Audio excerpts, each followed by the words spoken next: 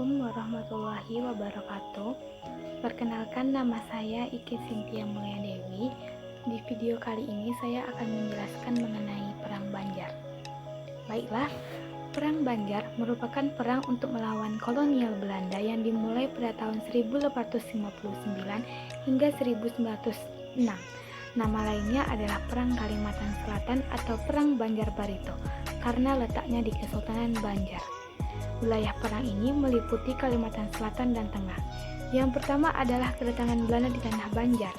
Pada abad ke-16, Belanda atas nama East United India Company sudah datang dan menjalin kontrak di Pulau Kalimantan, tepatnya pada tahun 1606.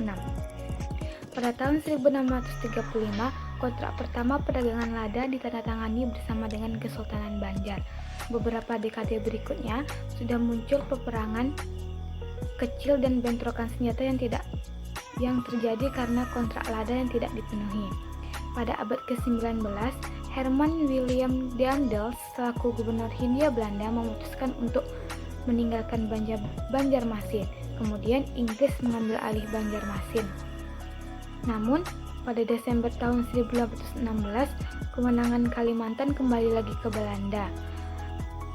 Belanda menandatangani kontrak baru dengan Sultan. Pada Januari 1817, bendera Sultan diganti dengan bendera Belanda. Perlahan kekuasaan Sultan digantikan oleh Hindia Belanda. Yang selanjutnya, Perang Banjar pada 28 April 1859. Setelah Sultan Adam mangkat, Pangeran Tamjidillah diangkat oleh Sultan Banjar. Padahal rakyat Banjar ingin Pangeran Hidayatullah lah yang menjadi Sultan, dikarenakan ia adalah putra dari Sultan Adam. Tapi Belanda tidak membolehkan, tetap memaksa agar Pangeran Tamjidillah lah yang menjadi Sultan dan Pangeran Hidayatullah sebagai mangkubumi.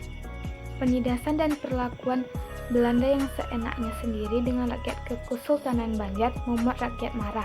Pada tanggal 28 April 1859, pecahlah Perang Banjar. Pihak Kesultanan Banjar dipimpin oleh pahlawan nasional yang sangat dikenal, yaitu Pangeran Antasari. Pangeran Antasari dibantu oleh Pangeran Hidayatullah, Demang Leman, Haji Buyasin, Temenggung Antaludin, Pangeran Amrullah, dan lain-lain.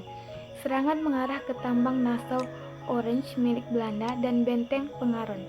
Sebagai reaksi, pemerintah Hindia Belanda melakukan intervensi dan mengutus Kolonel Augustus Johannes Andersen untuk mengambil alih komando militer, dibantu oleh Letnan Kolonel Verspek.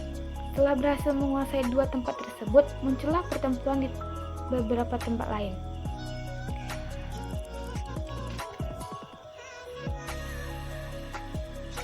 Tumenggung Surapati sukses merusakkan kapal onsrut di Sungai Barito.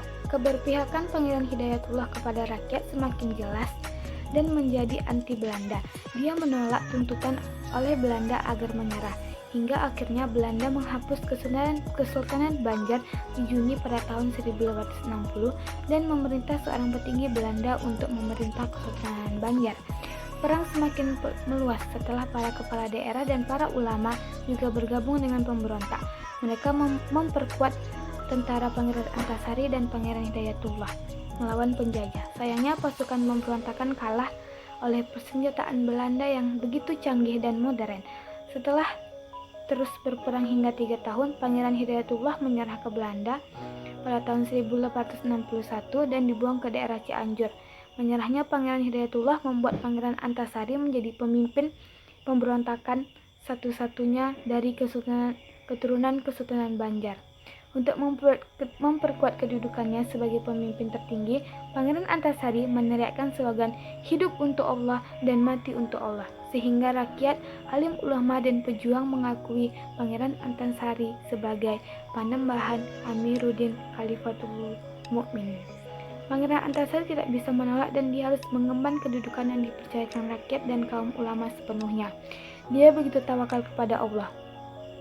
Dan kemudian Pangeran Antasari bertugas sebagai kepala pemerintah, komando tertinggi perang dan pemimpin Islam tertinggi. Sejarah Perang Banjar semakin mendekati akhir dan kekalahan Kesultanan Banjar sedikit demi sedikit semakin tampak. Pasukan Belanda dipasok berbagai persediaan dan pasukan bantuan dari Batavia. Karena terus terdesak, Pangeran Antasari memindahkan markas komando di Sungai Teweh. Dari sana, Pangeran Antasari dibantu oleh dua putranya, Gusti Muhammad Said dan Gusti Muhammad Seman. Selain itu, dibantu juga oleh Kiai Demang Lehman dan Temenggung Surapati. Tapi beberapa hari kemudian, Pangeran Antasari wafat karena sakit lalu dimakamkan di Hulu Tewah.